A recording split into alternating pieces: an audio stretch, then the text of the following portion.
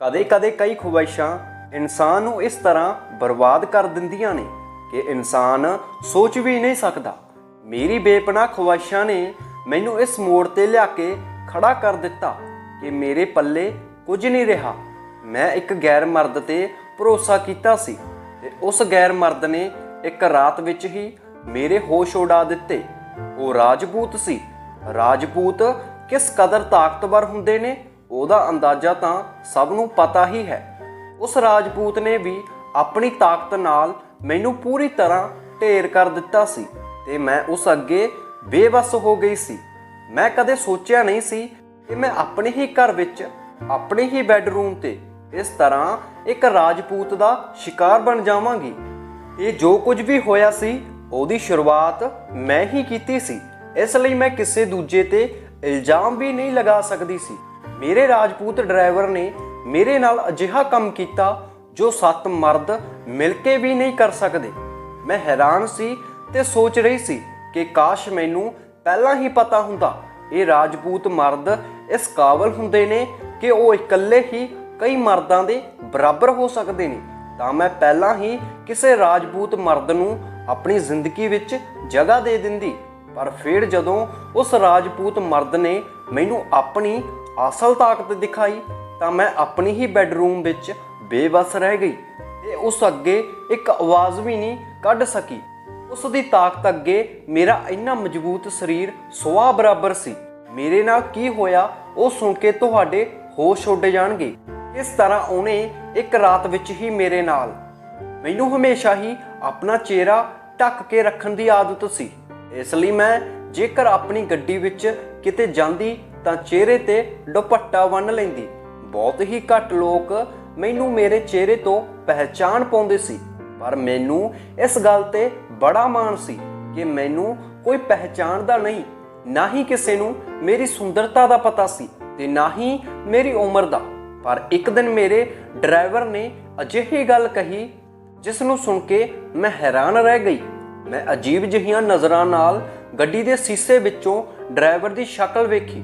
ਉਹ ਬਹੁਤ ਹੀ ਗੰਭੀਰ ਮਾਲੂਮ ਹੋ ਰਿਹਾ ਸੀ ਤੇ ਉਹਨੇ ਫਿਰ ਤੋਂ ਆਪਣੀ ਗੱਲ ਦੁਹਰਾਈ, ਪਰ ਇਸ ਵਾਰ ਉਹਦੀਆਂ ਨਜ਼ਰਾਂ ਮੇਰੇ ਨਾਲ ਟਕਰਾਈਆਂ ਤਾਂ ਮੈਂ ਤੁਰੰਤ ਹੀ ਆਪਣੀਆਂ ਨਿਗਾਹਾਂ ਦਾ ਰੁਖ ਬਦਲ ਲਿਆ। ਉਹਨੇ ਕਿਹਾ, ਮੈਡਮ ਜੀ, ਬਸ ਇੱਕ ਮੌਕੇ ਦੀ ਗੱਲ ਹੈ। ਤੁਸੀਂ ਵੇਖੋ, ਮੈਂ ਤੁਹਾਨੂੰ ਇੰਨਾ ਖੁਸ਼ ਕਰ ਦੇਵਾਂਗਾ ਕਿ ਤੁਸੀਂ ਮੇਰੇ ਅਹਿਸਾਨਮੰਦ ਰਹੋਗੇ ਤੇ ਤੁਸੀਂ ਮੈਨੂੰ ਵਾਰ-ਵਾਰ ਮੌਕਾ ਦੇਵੋਗੇ।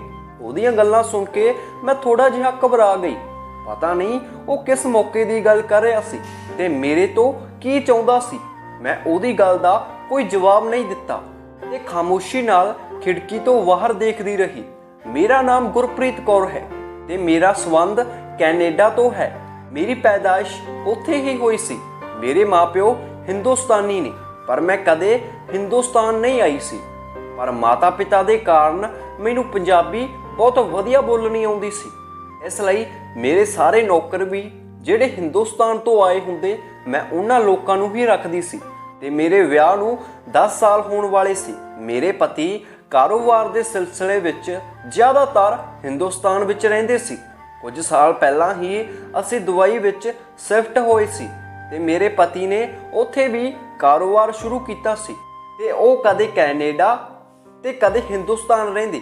ਮੈਂ ਆਪਣੇ ਪਤੀ ਰਾਜੇਸ਼ ਦੀ ਗੈਰ ਮੌਜੂਦਗੀ ਵਿੱਚ ਇਕੱਲੇ ਹੀ ਕਾਰੋਬਾਰ ਨੂੰ ਸੰਭਾਲਦੀ ਤੇ ਘਰ ਦੇ ਕੰਮਕਾਜ ਵੀ ਦੇਖਦੀ। ਅਸੀਂ ਸਾਰੇ ਨੌਕਰ ਭਰੋਸੇ ਦੇ ਕਾਬਲ ਰੱਖੇ ਸੀ, ਇਸ ਲਈ ਮੇਰੇ ਪਤੀ ਨੂੰ ਮੈਨੂੰ ਇਕੱਲਾ ਛੱਡ ਕੇ ਜਾਣ ਵਿੱਚ ਕੋਈ ਪਰੇਸ਼ਾਨੀ ਨਹੀਂ ਹੁੰਦੀ ਸੀ। ਪਰ ਸਾਡਾ ਪੁਰਾਣਾ ਡਰਾਈਵਰ ਮੋਹਨ ਦਾਸ ਕੁਝ ਦਿਨ ਪਹਿਲਾਂ ਹੀ ਛੁੱਟੀਆਂ ਤੇ ਗਿਆ ਸੀ ਅਤੇ ਇਸ ਲਈ ਮੇਰੇ ਪਤੀ ਨੇ ਇੱਕ ਨਵੇਂ ਡਰਾਈਵਰ ਨੂੰ ਉਹਦੀ ਥਾਂ ਤੇ ਰੱਖ ਲਿਆ ਸੀ। ਉਸ ਡਰਾਈਵਰ ਦਾ ਨਾਮ ਮੁਕੇਸ਼ ਸੀ ਤੇ ਮੁਕੇਸ਼ ਇੱਕ ਬਹੁਤ ਹੀ ਵਧੀਆ ਡਰਾਈਵਰ ਸਾਬਿਤ ਹੋਇਆ। ਪਰ ਅੱਜ ਅਚਾਨਕ ਉਹਨੇ ਮੇਰੇ ਨਾਲ ਜਿਸ ਤਰ੍ਹਾਂ ਗੱਲ ਕੀਤੀ ਸੀ ਮੈਨੂੰ ਬਹੁਤ ਖੌਫ ਮਹਿਸੂਸ ਹੋਇਆ ਸੀ। ਉਹਦੀਆਂ ਅੱਖਾਂ ਵਿੱਚ ਲੁਕੇ ਉਹਦੀਆਂ ਨਜ਼ਰਾਂ ਦਾ ਮਤਲਬ ਮੈਂ ਪੜ੍ਹ ਚੁੱਕੀ ਸੀ ਤੇ ਸ਼ਾਇਦ ਇਸ ਗੱਲ ਤੋਂ ਮੈਂ ਥੋੜੀ ਜਿਹੀ ਡਰ ਗਈ ਸੀ ਕਿਉਂਕਿ ਰਾਜੇਸ਼ ਵੀ ਇੱਥੇ ਮੌਜੂਦ ਨਹੀਂ ਸੀ ਤੇ ਉਸ ਵਕਤ ਮੈਂ ਸਭ ਕੁਝ ਇਕੱਲੇ ਹੀ ਵੇਖ ਰਹੀ ਸੀ। ਇੱਕ ਦਿਨ ਮੇਰੇ ਦਿਲ ਵਿੱਚ ਖਿਆਲ ਆਇਆ ਕਿ ਮੁਕੇਸ਼ ਦਾ ਪਤਾ ਨਹੀਂ ਇਕੱਲਾ ਹੈ ਜਾਂ ਉਹਦੇ ਨਾਲ ਕੋਈ ਹੋਰ ਵੀ ਹੈ। मैं एक जवान औरत सी ते मेरे ਲਈ ਇਹ ਗੱਲ ਮੈਨੂੰ ਬਹੁਤ ਡਰਾਉਣ ਵਾਲੀ ਸੀ ਤੇ ਉਹ ਮੇਰੇ ਤੋਂ ਇਕੱਲੇ ਦੂਰ ਰਹਿਣ ਦਾ ਮੌਕਾ ਵੀ ਚਾਹੁੰਦਾ ਸੀ। ਮੁਕੇਸ਼ ਨੇ ਮੈਨੂੰ ਘਰ ਵਿੱਚ ਛੱਡ ਦਿੱਤਾ ਸੀ ਤੇ ਮੈਂ ਗੱਡੀ ਵਿੱਚੋਂ ਉਤਰ ਕੇ ਅੰਦਰ ਚਲੀ ਆਈ, ਪਰ ਮੇਰੀਆਂ ਨਿਗਾਹਾਂ ਇੱਧਰ ਉੱਧਰ ਘੁੰਮ ਰਹੀਆਂ ਸੀ। ਮੇਰੀਆਂ ਇੰਦਰੀਆਂ ਹਮੇਸ਼ਾ ਹੀ ਬਹੁਤ ਤੇਜ਼ੀ ਨਾਲ ਕੰਮ ਕਰਦੀਆਂ ਸੀ, ਇਸ ਲਈ ਮੈਂ ਹੁਣੇ ਆਪਣੇ ਇਰਦ ਗਿਰਦ ਉਸ ਚੀਜ਼ ਨੂੰ ਮਹਿਸੂਸ ਕਰਨ ਦੀ ਕੋਸ਼ਿਸ਼ ਕਰ ਰਹੀ ਸੀ ਕਿ ਜਿਸ ਤੋਂ ਮੈਨੂੰ ਕੋਈ ਖਤਰਾ ਤਾਂ ਨਹੀਂ। ਮੈਂ ਆਪਣੇ ਕਮਰੇ ਵਿੱਚ ਆ ਕੇ ਬੰਦ ਹੋ ਗਈ ਤੇ ਬਿਸਤਰ ਤੇ ਲੇਟ ਕੇ ਲੰਮੇ ਲੰਮੇ ਸਾਹ ਲੈਣ ਲੱਗੀ। ਸਾਹਮਣੇ ਹੀ ਰਾਜੇਸ਼ ਦੀ ਵੱਡੀ ਸਾਰੀ ਤਸਵੀਰ ਲੱਗੀ ਹੋਈ ਸੀ। ਮੈਨੂੰ ਰਾਜੇਸ਼ ਤੇ ਬਹੁਤ ਗੁੱਸਾ ਆ ਰਿਹਾ ਸੀ ਕਿ ਇੱਕ ਅਣਜਾਣ ਵਿਅਕਤੀ ਨੂੰ ਘਰ ਵਿੱਚ ਨੌਕਰ ਰੱਖਣ ਦੀ ਕੀ ਜ਼ਰੂਰਤ ਸੀ। ਉਸ ਦੀ ਨੀਅਤ ਵਿੱਚ ਕਿੰਨਾ ਖੋਟ ਹੈ ਇਹ ਮੈਨੂੰ ਪਤਾ ਸੀ। ਪਿਛਲੇ 2 ਦਿਨਾਂ ਤੋਂ ਸਾਡੀ ਪੁਰਾਣੀ ਨੌਕਰਾਨੀ ਵੀ ਛੁੱਟੀਆਂ ਤੇ ਸੀ ਤੇ ਇਹ ਸਾਰੀਆਂ ਗੱਲਾਂ ਨੇ ਮੈਨੂੰ ਪਰੇਸ਼ਾਨ ਕਰ ਦਿੱਤਾ ਸੀ। ਇਹਨਾਂ ਸੋਚਾਂ ਵਿੱਚ ਗੁੰਮ ਹੋ ਕੇ ਮੈਂ ਰਾਜੇਸ਼ ਨੂੰ ਫੋਨ ਕੀਤਾ ਕਿ ਉਹਨਾਂ ਦੇ ਵਾਪਸ ਆਉਣ ਦਾ ਪਤਾ ਕਰਾਂ, ਪਰ ਉਹਨਾਂ ਦਾ ਫੋਨ ਉਹਨਾਂ ਦੀ ਸੈਕਟਰੀ ਨੇ ਚੱਕਿਆ ਕਿ ਰਾਜੇਸ਼ ਸਰ ਤਾਂ ਬਹੁਤ ਬਿਜੀ ਨੇ, ਤੁਸੀਂ ਬਾਅਦ ਵਿੱਚ ਗੱਲ ਕਰ ਲਿਓ। ਉਸ ਸੈਕਟਰੀ ਦੀ ਆਵਾਜ਼ ਸੁਣ ਕੇ ਮੇਰੇ ਸਰੀਰ ਵਿੱਚ ਅੱਗ ਲੱਗ ਗਈ। ਮੈਂ ਉਹਨਾਂ ਦੀ ਪਤਨੀ ਸੀ, ਪਰ ਮੈਨੂੰ ਤਾਂ ਉਹ ਆਪਣੇ ਨਾਲ ਕਿਤੇ ਲੈ ਕੇ ਨਹੀਂ ਜਾਂਦੇ ਸੀ, ਬਲਕਿ ਮੈਨੂੰ ਕਾਰੋਬਾਰ ਵਿੱਚ ਉਲਝਾ ਕੇ ਰੱਖਦੇ ਸੀ ਤੇ ਖੁਦ ਉਹ ਆਪਣੀ ਸੈਕਟਰੀ ਦੇ ਨਾਲ ਸਾਰੇ ਜਹਾਨ ਦੀ ਸੈਰ ਕਰ ਰਿਹਾ ਸੀ। ਪਿੱਛੋਂ ਦੀ ਆਉਣ ਵਾਲੇ ਗਾਣੇ ਦੀਆਂ ਆਵਾਜ਼ਾਂ ਮੈਨੂੰ ਚੰਗੀ ਤਰ੍ਹਾਂ ਸੁਣਾਈ ਦੇ ਰਹੀਆਂ ਸੀ। ਰੌਲੇ ਰੱਪੇ ਤੋਂ ਮੈਨੂੰ ਚੰਗੀ ਤਰ੍ਹਾਂ ਅੰਦਾਜ਼ਾ ਹੋ ਗਿਆ ਸੀ ਕਿ ਮੇਰਾ ਪਤੀ ਇਸ ਵਕਤ ਕਿੱਥੇ ਹੋਵੇਗਾ ਤੇ ਕੀ ਕਰੀ ਜਾਂਦਾ ਹੋਵੇਗਾ। ਮੈਂ ਗੁੱਸੇ ਵਿੱਚ ਫੋਨ ਕੱਟ ਕੇ ਮੋਬਾਈਲ ਕੰਧ ਨਾਲ ਮਾਰਿਆ। ਉਸ ਵਕਤ ਹੀ ਮੇਰੇ ਕਮਰੇ ਦਾ ਦਰਵਾਜ਼ਾ ਖੜਕਣ ਲੱਗਾ। ਜਿਵੇਂ ਹੀ ਮੈਂ ਪੁੱਛਿਆ ਕਿ ਕੌਣ ਹੈ ਤਾਂ ਬਾਹਰੋਂ ਮੁਕੇਸ਼ ਦੀ ਆਵਾਜ਼ ਆਈ। ਉਹ ਇਸ ਵਕਤ ਮੇਰੇ ਦਰਵਾਜ਼ੇ ਤੇ ਕੀ ਕਰ ਰਿਹਾ ਸੀ ਮੈਨੂੰ ਕੁਝ ਸਮਝ ਨਹੀਂ ਆਇਆ ਤੇ ਫਿਰ ਮੈਂ ਦਰਵਾਜ਼ਾ ਖੋਲ੍ਹ ਦਿੱਤਾ। ਮੁਕੇਸ਼ ਮੈਨੂੰ ਦੇਖ ਕੇ ਹੱਸਿਆ ਤਾਂ ਮੈਂ ਆਪਣੇ ਆਪ ਵਿੱਚ ਸਿਮਟ ਗਈ। ਉਹਨੇ ਮੇਰਾ ਪਰਸ ਮੈਨੂੰ ਦਿੰਦੇ ਹੋਏ ਕਿਹਾ ਕਿ ਮੈਡਮ ਜੀ ਤੁਸੀਂ ਤਾਂ ਆਪਣਾ ਪਰਸ ਗੱਡੀ ਵਿੱਚ ਹੀ ਭੁੱਲ ਗਏ ਸੀ, ਆਪਣੀਆਂ ਚੀਜ਼ਾਂ ਦਾ ਖਿਆਲ ਰੱਖਿਆ ਕਰੋ। ਪਰਸ ਨੂੰ ਦੇਖ ਕੇ ਮੇਰੀ ਜਾਨ ਵਿੱਚ ਜਾਨ ਆ ਗਈ ਕਿ ਉਹ ਇੱਥੇ ਕਿਸੇ ਖਾਸ ਮਕਸਦ ਦੇ ਤਹਿਤ ਨਹੀਂ ਆਇਆ ਸੀ, ਬਲਕਿ ਮੇਰਾ ਪਰਸ ਮੈਨੂੰ ਵਾਪਸ ਕਰਨ ਆਇਆ ਸੀ। ਮੈਂ ਆਪਣਾ ਪਰਸ ਲੈ ਕੇ ਜਿਵੇਂ ਹੀ ਦੁਬਾਰਾ ਦਰਵਾਜ਼ਾ ਬੰਦ ਕਰਨ ਲੱਗੀ ਤਾਂ ਉਹਨੇ ਅਚਾਨਕ ਹੀ ਫਿਰ ਤੋਂ ਕਿਹਾ ਕਿ ਮੈਡਮ ਜੀ ਇਕੱਲੇ ਵਿੱਚ ਇੱਕ ਮੌਕਾ ਦੇ ਕੇ ਤਾਂ ਦੇਖੋ, ਰਾਜੇਸ਼ ਸਰ ਇੱਥੇ ਮੌਜੂਦ ਨਹੀਂ ਹੈ। ਮੈਂ ਤੁਹਾਨੂੰ ਇਸ ਤਰ੍ਹਾਂ ਖੁਸ਼ ਕਰੂੰਗਾ ਕਿ ਤੁਸੀਂ ਦੇਖਦੇ ਰਹਿ ਜਾਓਗੇ, ਨਾਲੇ ਕਿਸੇ ਨੂੰ ਕੰਨੋ ਕੰਨ ਖਬਰ ਵੀ ਨਹੀਂ ਹੋਵੇਗੀ, ਤੁਹਾਡਾ ਕੰਮ ਵੀ ਹੋ ਜਾਵੇਗਾ। ਜੇ ਕੋਈ ਹੋਰ ਮੌਕਾ ਹੁੰਦਾ ਤਾਂ ਮੈਂ ਮੁਕੇਸ਼ ਨੂੰ ਉਹਦੀ ਔਕਾਤ ਯਾਦ ਦਿਵਾ ਦਿੰਦੀ, ਪਰ ਉਸ ਵਕਤ ਮੇਰੇ ਦਿਮਾਗ ਵਿੱਚ ਰਾਜੇਸ਼ ਦੇ ਸੈਕਟਰੀ ਦੀਆਂ ਆਵਾਜ਼ਾਂ ਗੂੰਜ ਰਹੀਆਂ ਸੀ। ਮੈਂ ਰਾਜੇਸ਼ ਦੀ ਇਜਾਜ਼ਤ ਬਗੈਰ ਇੱਕ ਕਦਮ ਵੀ ਨਹੀਂ ਉਠਾ ਸਕਦੀ ਸੀ ਤੇ ਉਹ ਮੇਰੇ ਪਿੱਠ ਪਿੱਛੇ ਆਪਣੀ ਮਨਮਰਜ਼ੀ ਕਰ ਰਿਹਾ ਸੀ। ਮੈਂ ਗੁੱਸੇ ਵਿੱਚ ਰਾਜੇਸ਼ ਦੇ ਖਿਲਾਫ ਜਾਣ ਦਾ ਫੈਸਲਾ ਕਰ ਲਿਆ ਸੀ ਤੇ ਸੋਚ ਲਿਆ ਸੀ ਜੇ ਉਹ ਆਪਣੀ ਮਨਮਰਜ਼ੀ ਨਾਲ ਸਭ ਕੁਝ ਕਰ ਸਕਦਾ ਹੈ ਤਾਂ ਮੈਂ ਵੀ ਇਸ ਕਾਬਿਲ ਹਾਂ ਕਿ ਆਪਣੀ ਮਰਜ਼ੀ ਨਾਲ ਆਪਣੀ ਜ਼ਿੰਦਗੀ ਦੇ ਕੁਝ ਫੈਸਲੇ ਕਰ ਸਕਾਂ। ਤੇ ਵੈਸੇ ਵੀ ਉਹ ਮੈਨੂੰ ਬਹੁਤ ਘੱਟ ਅਕਲ ਵਾਲਾ ਸਮਝਦਾ ਸੀ। ਬਹੁਤ ਹੀ ਆਸਾਨੀ ਨਾਲ ਮੈਨੂੰ ਚੱਕਮਾ ਦੇ ਕੇ ਆਪ ਹਿੰਦੁਸਤਾਨ ਚਲਾ ਜਾਂਦਾ ਤੇ ਖੁਦ ਆਪਣੀ ਜ਼ਿੰਦਗੀ ਆਪਣੀ ਮਰਜ਼ੀ ਨਾਲ ਗੁਜ਼ਾਰਦਾ ਤੇ ਮੈਨੂੰ ਇੱਥੇ ਇਸ ਤਰ੍ਹਾਂ ਕਾਰੋਬਾਰ ਵਿੱਚ ਫਸਾ ਕੇ ਜਾਂਦਾ ਕਿ ਮੈਨੂੰ ਉਹਦਾ ਹਾਲ ਚਾਲ ਜਾਣਨ ਦਾ ਵੀ ਮੌਕਾ ਨਾ ਮਿਲਦਾ। ਕੁਝ ਹੀ ਪਲਾਂ ਵਿੱਚ ਫੈਸਲਾ ਕਰ ਲਿਆ ਕਿ ਮੈਂ ਨਾ ਸਿਰਫ ਮੁਕੇਸ਼ ਨੂੰ ਇੱਕ ਮੌਕਾ ਦੇਵਾਂਗੀ, ਬਲਕਿ ਇਸ ਗੱਲ ਨੂੰ ਇੱਕ ਰਾਜ ਰੱਖਾਂਗੀ ਤੇ ਕਦੇ ਵੀ ਰਾਜੇਸ਼ ਨੂੰ ਇਸ ਗੱਲ ਦਾ ਪਤਾ ਨਹੀਂ ਲੱਗਣ ਦੇਵਾਂਗੀ ਕਿ ਮੈਂ ਉਹਦੇ ਪਿੱਛੇ ਕੁਝ ਕੀਤਾ ਵੀ ਹੈ। ਜੇਕਰ ਰਾਜੇਸ਼ ਆਪਣੀ ਮਨਮਰਜ਼ੀ ਕਰ ਸਕਦਾ ਸੀ ਤਾਂ ਮੈਂ ਵੀ ਕਿਉਂ ਪਿੱਛੇ ਰਹਿੰਦੀ। ਇਹੀ ਸੋਚ ਕੇ ਮੈਂ ਕਮਰੇ ਦਾ ਦਰਵਾਜ਼ਾ ਖੁੱਲ੍ਹਾ ਛੱਡ ਦਿੱਤਾ ਤੇ ਮੁਕੇਸ਼ ਨੂੰ ਅੰਦਰ ਆਉਣ ਦਾ ਇਸ਼ਾਰਾ ਕੀਤਾ। ਮੈਂ ਉਸ ਵਕਤ ਘਰ ਵਿੱਚ ਬਿਲਕੁਲ ਇਕੱਲੀ ਸੀ ਤੇ ਇਹ ਮੌਕਾ ਇਸ ਕੰਮ ਲਈ ਬਹੁਤ ਹੀ ਵਧੀਆ ਸੀ। ਰਾਜੇਸ਼ ਨੇ ਪ੍ਰੀਤ ਦੀਦੀ ਨੂੰ ਮੇਰੇ ਸਿਰ ਤੇ ਥੋਪ ਰੱਖਿਆ ਸੀ। ਉਹ ਰਾਜੇਸ਼ ਦੀ ਗੈਰ ਮੌਜੂਦਗੀ ਵਿੱਚ ਸਾਰਾ ਵਕਤ ਨਾ ਸਿਰਫ ਮੇਰੇ ਨਾਲ ਰਹਿੰਦੀ, ਬਲਕਿ घर ਦੀ ਹਰ ਛੋਟੀ ਤੋਂ ਛੋਟੀ ਗੱਲ ਵੀ ਰਾਜੇਸ਼ ਦੇ ਆਉਂਦੇ ਹੀ ਉਹਨਾਂ ਨੂੰ ਦੱਸ ਦਿੰਦੀ। ਰਾਜੇਸ਼ ਹਿੰਦੁਸਤਾਨ ਵਿੱਚ ਹੁੰਦੇ ਹੋਏ ਵੀ ਮੇਰੇ ਹਰ ਪਲ ਦੀ ਖਬਰ ਰੱਖਦੇ ਸੀ। ਉਹਨਾਂ ਦੇ ਨਾਲ ਮੈਨੂੰ ਆਪਣੀ ਜ਼ਿੰਦਗੀ ਕਿਸੇ ਕੈਦੀ ਦੀ ਤਰ੍ਹਾਂ ਮਹਿਸੂਸ ਹੋਣ ਲੱਗੀ ਸੀ, ਜਦੋਂ ਕਿ ਮੈਨੂੰ ਉਹਨਾਂ ਦੇ ਇੱਕ ਪਲ ਦਾ ਵੀ ਪਤਾ ਨਹੀਂ ਹੁੰਦਾ ਸੀ। ਇਸ ਲਈ ਮੈਂ ਇਸ ਪਲਾਂ ਵਿੱਚ ਇਹ ਫੈਸਲਾ ਕਰ ਲਿਆ ਕਿ ਹੁਣ ਮੈਂ ਆਪਣੇ ਲਈ ਅਲੱਗ ਰਸਤੇ ਚੁਣਾਂਗੀ ਤੇ ਇਸ ਤੋਂ ਬਾਅਦ ਮੈਂ ਰਾਜੇਸ਼ ਦੇ ਇਸ਼ਾਰਿਆਂ ਤੇ ਨਹੀਂ ਨੱਚਾਂਗੀ। ਮੁਕੇਸ਼ ਕਮਰੇ ਵਿੱਚ ਮੇਰੇ ਪਿੱਛੇ ਪਿੱਛੇ ਹੀ ਚਲਾ ਆਇਆ। ਮੈਂ ਮੁਕੇਸ਼ ਨੂੰ ਕਿਹਾ ਕਿ ਉਹ ਮੈਨੂੰ ਪਹਿਲਾਂ ਇਸ ਗੱਲ ਦਾ ਯਕੀਨ ਦਿਵਾਏ ਕਿ ਉਹਦੇ ਤੇ ਮੇਰੇ ਵਿੱਚ ਹੋਣ ਵਾਲਾ ਕੋਈ ਵੀ ਕੰਮ ਜਾਂ ਕੋਈ ਵੀ ਗੱਲ ਰਾਜੇਸ਼ ਤੱਕ ਨਹੀਂ ਜਾਵੇਗੀ।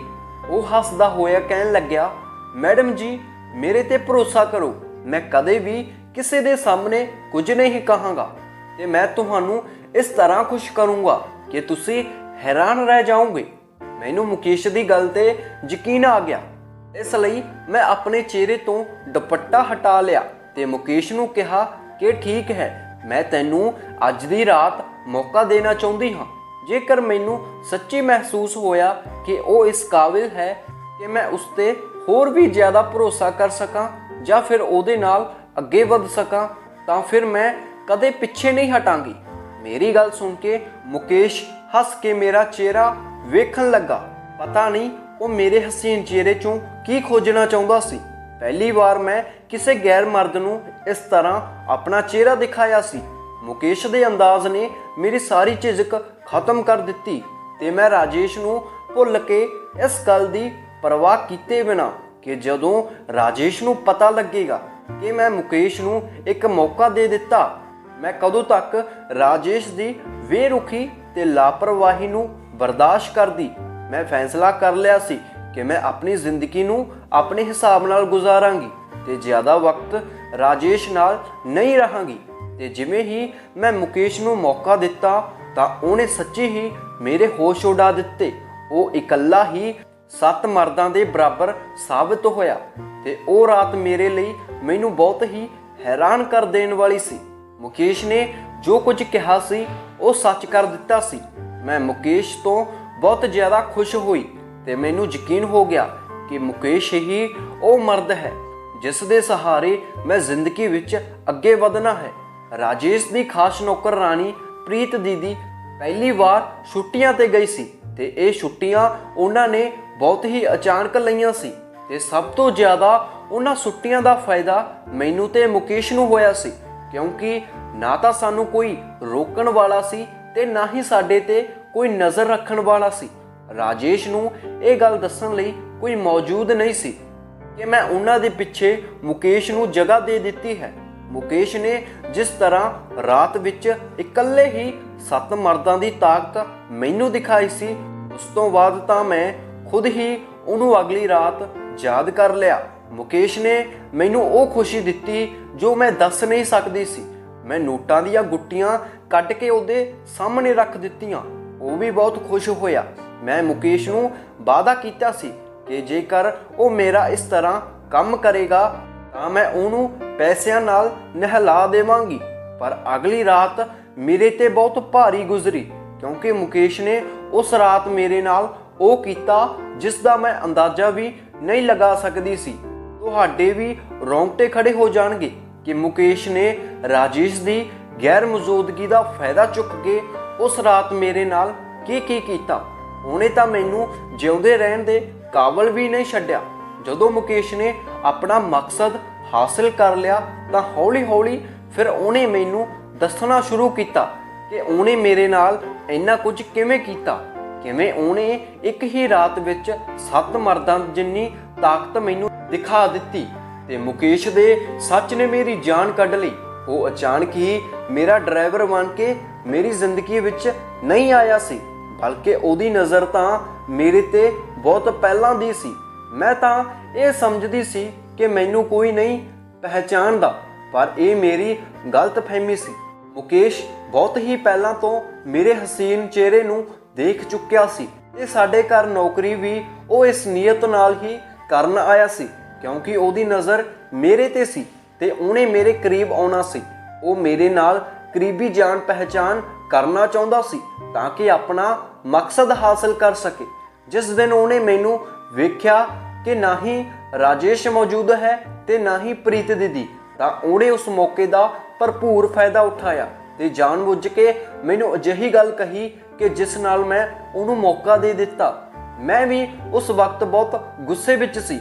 ਰਾਜੇਸ਼ ਦੇ ਲੱਖ ਵਾਰ ਸਮਝਾਉਣ ਤੇ ਮਨਾ ਕਰਨ ਦੇ ਬਾਵਜੂਦ ਵੀ ਮੈਂ ਇੱਕ ਅਣਜਾਣ ਮਰਦ ਉੱਤੇ ਭਰੋਸਾ ਕਰ ਲਿਆ ਸੀ।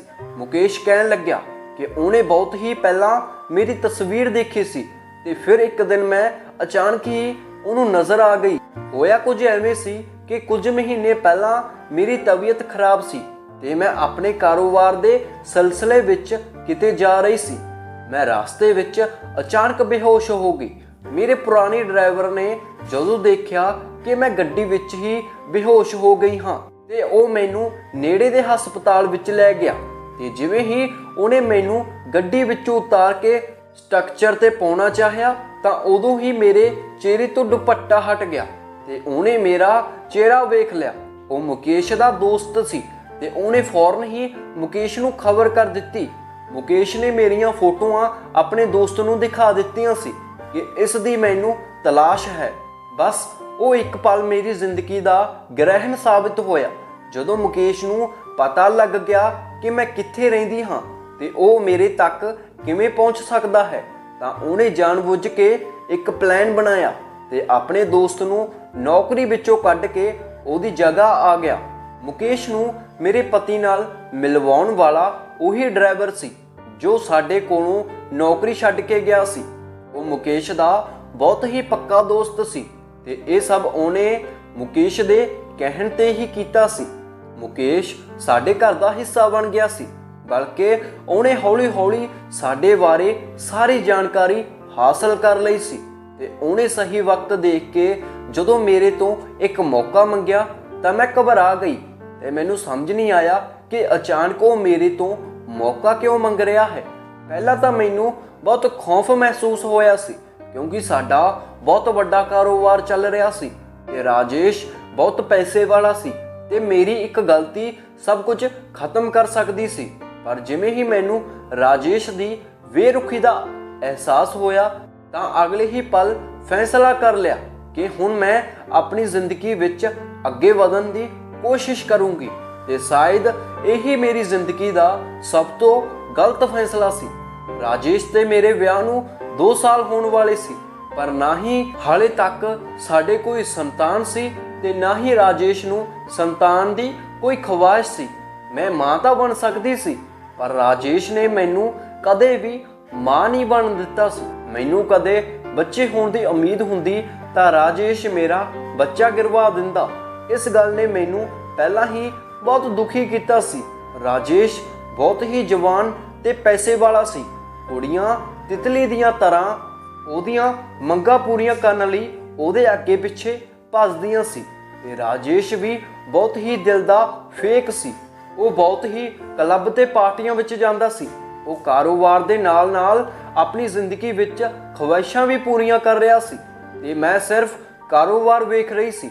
ਮੈਂ ਸਿਰਫ ਇੱਕ ਬੱਚੇ ਦੀ ਖਵਾਇਸ਼ ਰੱਖਦੀ ਸੀ ਪਰ ਰਾਜੇਸ਼ ਨੇ ਤਾਂ ਇਸ ਖਵਾਇਸ਼ ਨੂੰ ਪੂਰਾ ਨਹੀਂ ਹੋਣ ਦਿੱਤਾ। ਇਸ ਅੱਗ ਵਿੱਚ ਜਲ ਕੇ ਮੈਂ ਸੋਚ ਲਿਆ ਸੀ ਕਿ ਮੈਂ ਆਪਣਾ ਕਾਰੋਬਾਰ ਅਲੱਗ ਕਰ ਲਵਾਂਗੀ ਤੇ ਆਪਣੀ ਜ਼ਿੰਦਗੀ ਵਿੱਚ ਰਾਜੇਸ਼ ਨੂੰ ਛੱਡ ਕੇ ਅੱਗੇ ਵੱਧ ਜਾਵਾਂਗੀ ਤੇ ਇਸ ਲਈ ਮੈਂ ਮੁਕੇਸ਼ ਤੇ ਭਰੋਸਾ ਕਰ ਲਿਆ ਸੀ। ਰਾਜੇਸ਼ ਦਾ ਡਰੱਗਸ ਸਮਗਲਰ ਕਾਰੋਬਾਰ ਸੀ ਤੇ ਮੈਂ ਵੀ ਉਹਦੇ ਕਾਰੋਬਾਰ ਵਿੱਚ ਬਰਾਬਰ ਦੀ ਹਿੱਸੇਦਾਰ ਸੀ।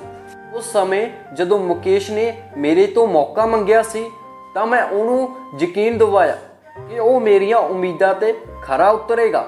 ਇਸ ਲਈ ਮੈਂ ਉਹਦੇ ਤੇ ਭਰੋਸਾ ਕਰਕੇ ਉਸ ਨੂੰ ਕੰਮ ਦੇ ਦਿੱਤਾ ਤੇ ਸੱਚੀ ਉਹਨੇ ਇੱਕ ਰਾਤ ਵਿੱਚ ਇੰਨਾ ਜ਼ਿਆਦਾ ਡਰੱਗਸ ਸਮਗਲਿੰਗ ਕੀਤੀ ਜਿੰਨੇ ਮੇਰੇ 7 ਆਦਮੀ ਮਿਲ ਕੇ ਕਰਦੇ ਸੀ। ਮੈਂ ਹੈਰਾਨ ਰਹਿ ਗਈ ਕਿ ਮੁਕੇਸ਼ ਨੇ ਇੰਨੀ ਜ਼ਿਆਦਾ ਸਮਗਲਿੰਗ ਕਿਸ ਤਰ੍ਹਾਂ ਕੀਤੀ ਕਿਉਂਕਿ ਕੈਨੇਡਾ ਦੀ ਪੁਲਿਸ ਨੂੰ ਚਕਮਾ ਦੇਣਾ ਤੇ ਚੋਰੀ ਸਿਪੇ ਇਹ ਕੰਮ ਕਰਨਾ ਬਹੁਤ ਹੀ ਮੁਸ਼ਕਲ ਸੀ, ਬਲਕਿ ਨਾਮੁਮਕਿਨ ਸੀ। ਮੇਰੇ ਆਦਮੀ ਬਹੁਤ ਹੀ ਜ਼ਿਆਦਾ ਪੁਰਾਣੇ ਖਿਡਾਰੀ ਸੀ, ਇਸ ਲਈ ਉਹ ਇਹ ਕੰਮ ਕਰ ਲੈਂਦੇ ਸੀ। ਪਰ ਮੁਕੇਸ਼ ਇਕੱਲਾ ਹੀ ਬਹੁਤ ਵੱਡਾ ਗੇਮ ਖੇਡ ਗਿਆ ਸੀ। ਪਰ ਮੈਨੂੰ ਕੀ ਪਤਾ ਸੀ ਕਿ ਬਾਹਰ ਤੋਂ ਇੱਕ ਸਿੱਧਾ ਸਾਦਾ ਰਾਜਪੂਤ ਡਰਾਈਵਰ ਨਜ਼ਰ ਆਉਣ ਵਾਲਾ ਆਦਮੀ ਇੰਨਾ ਤਾਕਤਵਰ ਹੈ। ਅਗਲੀ ਰਾਤ ਜਦੋਂ ਉਹ ਮੇਰੇ ਕਮਰੇ ਵਿੱਚ ਆਇਆ ਤਾਂ ਉਹ ਇਕੱਲਾ ਨਹੀਂ ਸੀ, ਬਲਕਿ ਕੁਝ ਪੁਲਿਸ ਵਾਲੇ ਵੀ ਉਹਦੇ ਨਾਲ ਮੌਜੂਦ ਸੀ ਤੇ ਉਹਨਾਂ ਨੇ ਸਿਰਫ ਨਾ ਹੀ ਮੇਰੇ ਘਰ ਨੂੰ ਸੀਲ ਕੀਤਾ, ਬਲਕਿ ਮੈਨੂੰ ਗ੍ਰਿਫਤਾਰ ਕਰਕੇ ਪੁਲਿਸ ਸਟੇਸ਼ਨ ਪਹੁੰਚਾ ਦਿੱਤਾ। ਉਸ ਰਾਤ ਰਾਜੇਸ਼ ਵੀ 에ਅਰਪੋਰਟ ਤੇ ਪਹੁੰਚਿਆ ਸੀ ਤੇ ਉਹਨੂੰ ਵੀ 에ਅਰਪੋਰਟ ਤੋਂ ਗ੍ਰਿਫਤਾਰ ਕਰ ਲਿਆ ਸੀ। ਅਸੀਂ ਦੋਨੋਂ ਪਤੀ ਪਤਨੀ ਪਹਿਲੀ ਵਾਰ ਪੁਲਿਸ ਦੀ ਕੈਦ ਵਿੱਚ ਮੌਜੂਦ ਸੀ।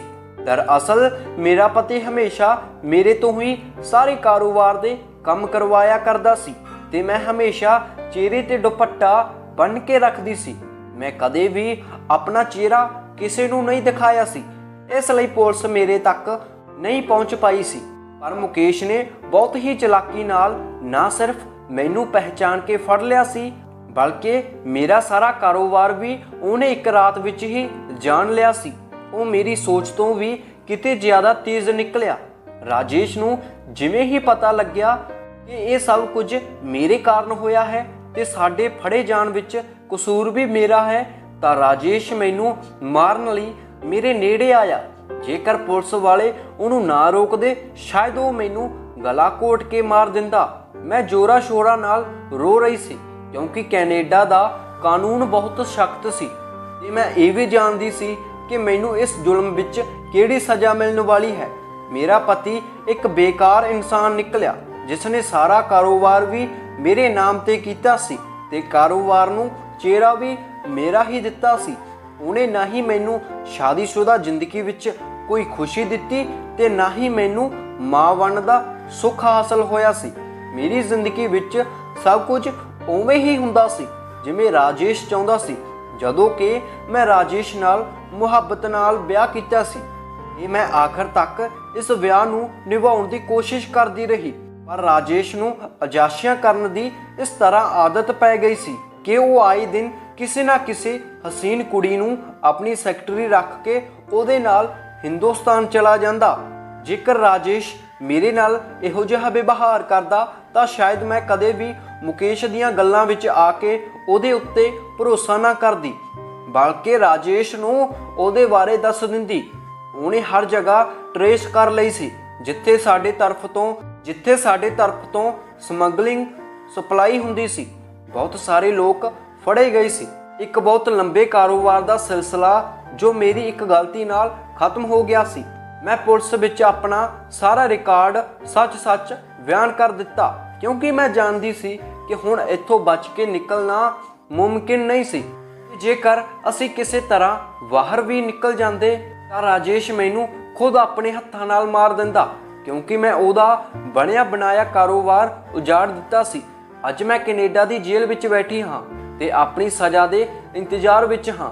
ਮੈਨੂੰ ਤੇ ਮੇਰੇ ਪਤੀ ਨੂੰ ਬਹੁਤ ਹੀ ਸਖਤ ਸਜ਼ਾ ਹੋਣ ਵਾਲੀ ਹੈ ਕਿਉਂਕਿ ਅਸੀਂ ਬਹੁਤ ਹੀ ਜਵਾਨ ਮੁੰਡੇ ਕੁੜੀਆਂ ਦੀ ਜ਼ਿੰਦਗੀ ਤਬਾਹ ਕਰ ਦਿੱਤੀ ਹੈ। ਮੁਕੇਸ਼ ਇੱਕ ਸੱਚਾ ਹਿੰਦੁਸਤਾਨੀ ਰਾਜਪੂਤ ਜ਼ਰੂਰ ਸੀ, ਪਰ ਉਹ ਇੱਕ ਕੈਨੇਡੀਅਨ ਪੁਲਿਸ ਵਾਲਾ ਸੀ ਤੇ ਉਹਨੇ ਆਪਣੀ ਪੂਰੀ ਜ਼ਿੰਮੇਵਾਰੀ ਨਾਲ ਆਪਣਾ ਫਰਜ਼ ਨਿਭਾਇਆ ਸੀ। ਕਦੇ-ਕਦੇ ਉਹ ਮੈਨੂੰ ਮਿਲਣ ਲਈ ਜੇਲ੍ਹ ਵਿੱਚ ਵੀ ਆ ਜਾਂਦਾ ਸੀ, ਪਰ ਮੈਂ ਉਹਨੂੰ ਵੇਖ ਕੇ ਹਮੇਸ਼ਾ ਆਪਣਾ ਚਿਹਰਾ ਮੋੜ ਲੈਂਦੀ। ਮੈਂ ਉਹਨੂੰ ਇੱਕ ਮੌਕਾ ਦਿੱਤਾ ਸੀ ਤੇ ਸੱਚੀ ਉਸ ਇੱਕ ਮੌਕੇ ਨੇ ਮੇਰੀ ਪੂਰੀ ਜ਼ਿੰਦਗੀ ਬਦਲ ਦਿੱਤੀ ਸੀ। ਮੈਂ ਆਪਣੇ ਵੱਡੇ ਬੰਗਲੇ ਵਿੱਚੋਂ ਉੱਠ ਕੇ ਜੇਲ੍ਹ ਦੀਆਂ ਸਲਾਖਾਂ ਪਿੱਛੇ ਪਹੁੰਚ ਗਈ ਸੀ। ਮੁਕੇਸ਼ ਨੇ ਮੈਨੂੰ ਅਹਿਸਾਸ ਦਿਵਾਇਆ ਸੀ ਕਿ ਮੈਂ ਜਿਸ ਰਸਤੇ ਚੱਲ ਰਹੀ ਸੀ ਉਹ ਸਰਾਸਰ ਗਲਤ ਸੀ। ਮੁੰਡੇ ਕੁੜੀਆਂ ਨਸ਼ੇ ਦੀ ਲੱਤ ਕਰਕੇ ਆਪਣੀ ਜ਼ਿੰਦਗੀ ਬਰਬਾਦ ਕਰ ਰਹੇ ਸੀ ਤੇ ਇਹ ਸਭ ਕੁਝ ਸਿਰਫ ਤੇ ਸਿਰਫ ਮੇਰੇ ਨਾਮ ਤੇ ਹੋ ਰਿਹਾ ਸੀ। ਮੁਕੇਸ਼ ਕਹਿ ਰਿਹਾ ਸੀ ਕਿ ਤੁਸੀਂ ਰਾਜੇਸ਼ ਦੀ ਮੁਹੱਬਤ ਵਿੱਚ ਸਹੀ ਤੇ ਗਲਤ ਭੁੱਲ ਗਏ ਸੀ। ਆਖਿਰਕਾਰ ਮੈਂ ਬਹੁਤ ਵੱਡਾ ਨੁਕਸਾਨ ਉਠਾਇਆ ਸੀ। ਮੈਂ ਆਪਣੀ ਸਜ਼ਾ ਦੇ ਇੰਤਜ਼ਾਰ ਵਿੱਚ ਹਾਂ ਤੇ ਜੇਲ੍ਹ ਦੀਆਂ ਸਲਾਖਾਂ ਪਿੱਛੇ ਬੈਠੀ ਹਾਂ। ਤੁਸੀਂ ਦੁਆ ਕਰੋ ਕਿ ਉੱਪਰ ਵਾਲਾ ਮੈਨੂੰ ਮਾਫ ਕਰ ਦੇਵੇ ਤੇ ਮੇਰਾ ਜ਼ਮੀਰ ਸੰਤੁਸ਼ਟ ਹੋ ਜਾਵੇ, ਕਿਉਂਕਿ ਜਦੋਂ ਦਾ ਮੁਕੇਸ਼ ਨੇ ਮੇਰਾ ਜ਼ਮੀਰ ਨੂੰ ਜਗਾਇਆ ਸੀ ਤਾਂ ਉਦੋਂ ਤੋਂ ਮੇਰੇ ਲਈ ਇੱਕ ਪਲ ਗੁਜ਼ਾਰਨਾ ਮੁਸ਼ਕਿਲ ਹੋ ਗਿਆ ਸੀ। ਮਾੜੇ ਕੰਮਾਂ ਦੇ ਨਤੀਜੇ ਹਮੇਸ਼ਾ ਮਾੜੇ ਹੀ ਹੁੰਦੇ ਨੇ। ਮਾੜੇ ਕੰਮ ਕਰਕੇ ਤੁਸੀਂ ਪੈਸਾ ਤਾਂ ਬਹੁਤ ਕਮਾ ਸਕਦੇ ਹੋ, ਪਰ ਉਹ ਪੈਸਾ ਤੁਹਾਡੇ ਕਦੇ ਕੰਮ ਨਹੀਂ ਆਵੇਗਾ। ਤੇ ਗਲਤ ਕੰਮ ਕਰਕੇ ਇਹ ਉਮੀਦ ਨਾ ਲਗਾਓ ਕਿ ਤੁਸੀਂ ਬਚ ਜਾਓਗੇ। ਤੁਸੀਂ ਇੱਕ ਨਾ ਇੱਕ ਦਿਨ ਜ਼ਰੂਰ ਫੜੇ ਜਾਣਾ ਹੈ ਤੇ ਜਿਸ ਦਿਨ ਤੁਸੀਂ ਫੜੇ ਗਏ ਤਾਂ ਤੁਹਾਡੀ ਸਾਰੀ ਜ਼ਿੰਦਗੀ ਬਰਬਾਦ ਹੋ ਜਾਵੇਗੀ। ਤੁਹਾਡਾ ਕਮਾਇਆ ਪੈਸਾ ਤੁਹਾਡੇ ਕਿਸੇ ਕੰਮ ਨਹੀਂ ਆਵੇਗਾ। ਤੁਸੀਂ ਕਿਸੇ ਦੇ ਬੱਚਿਆਂ ਦੀ ਜ਼ਿੰਦਗੀ ਬਰਬਾਦ ਕਰਕੇ ਆਪਣੀ ਜ਼ਿੰਦਗੀ ਸਫਲ ਨਹੀਂ ਕਰ ਸਕਦੇ। ਇਸ ਕਰਕੇ ਕਿਸੇ ਵੀ ਕੁੜੀ ਮੁੰਡੇ ਨੂੰ ਨਸ਼ੇ ਤੇ ਨਾ ਲਾਓ। ਜਿਹੜਾ ਇਨਸਾਨ ਕਿਸੇ ਨੂੰ ਨਸ਼ੇ ਤੇ ਲਾਉਂਦਾ ਹੈ ਉਹਦੀ ਜ਼ਿੰਦਗੀ ਵੀ ਬਰਬਾਦ ਹੁੰਦੀ ਹੈ ਤੇ ਜਿਹੜਾ ਨਸ਼ਾ ਕਰਦਾ ਹੈ ਉਹਦੀ ਜ਼ਿੰਦਗੀ ਤਾਂ ਬਰਬਾਦ ਹੁੰਦੀ ਹੀ ਹੈ। ਇਸ ਕਰਕੇ ਆਪਣੀ ਮਿਹਨਤ ਦੀ ਕਮਾਈ ਕਰੋ। 2 ਨੰਬਰ ਦਾ ਪੈਸਾ ਅੱਜ ਤੱਕ ਨਾ ਤਾਂ ਕਿਸੇ ਨੂੰ ਰਸ ਆਇਆ ਹੈ ਤੇ ਨਾ ਹੀ ਅੱਗੇ ਜਾ ਕੇ ਕਿਸੇ ਨੂੰ ਆਉਣਾ ਹੈ।